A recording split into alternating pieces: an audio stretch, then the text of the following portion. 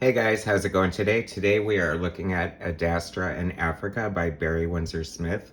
A lot of people know Barry Windsor-Smith from his work on the X-Men, particularly Weapon X, and he also did The Amazing Life Death, Part 1 and 2 with Chris Claremont.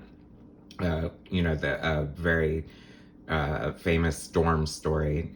Barry drew Storm very well. Barry started out drawing Conan, he did Machine Man, really changed up his style to what this kind of style you see here. And that's when he came to prominence. So the book we're looking at today was published by Fantagraphics in 1999.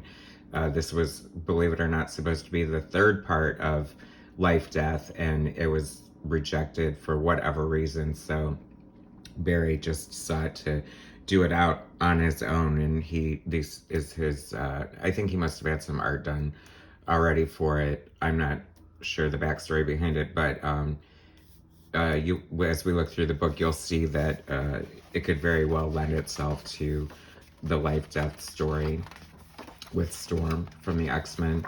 And the art is breathtaking. I love Barry Windsor-Smith's art.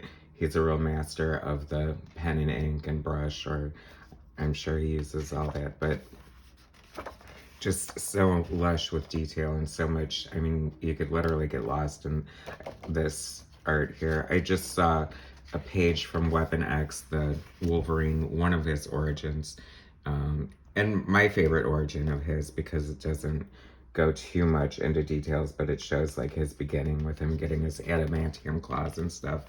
And one of the original pages for that just went on auction for $175,000. Can you believe that?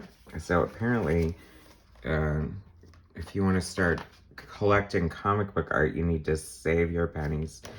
That looks very Storm. I mean, you can just see the mohawk and, you know, her control over the weather. So Adastra is a character of Barry Windsor-Smith that came from a series of books called Barry Windsor-Smith Storyteller, where he told different tales. Like one was, you know, sort of sword and sorcery, which is he's known for, and the other one was like sci-fi. Definitely worth checking out. You know, I don't get to see, one of the good pluses of this book is you get to see Barry's art in black and white, and, you know, it's very reminiscent of like a Bernie Wrightson sort of old school, like very technical, lush inking. Inking is such an art form. You know, it's like I do digital inks too, but you can get, you know, amazing effects, and it's so much easier and quicker. Look at that faux hawk mohawk.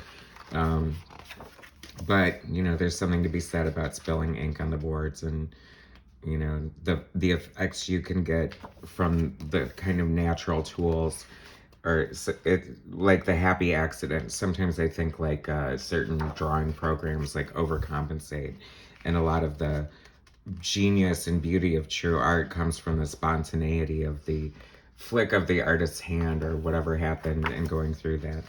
As you can see, this is quite the story. It looks very much like the Life Death Part 2 Uncanny X-Men 198. This came out in 1999, so this is 21 years old, and it's hard to believe that Life Death, the first one, is, you know, going on 30 years old, if not longer. I really love Barry Windsor-Smith's style. I wish he would come back and do something, you know, like for the Chris Claremont anniversary. Like they should just do a series of Chris Claremont catching up with old artists. I mean, you know, for guys like me, that would be fun. So this came out from Fantagraphics. If you're ever interested to see like the third part of the Life Death series, I reckon you can find this on eBay or something like that.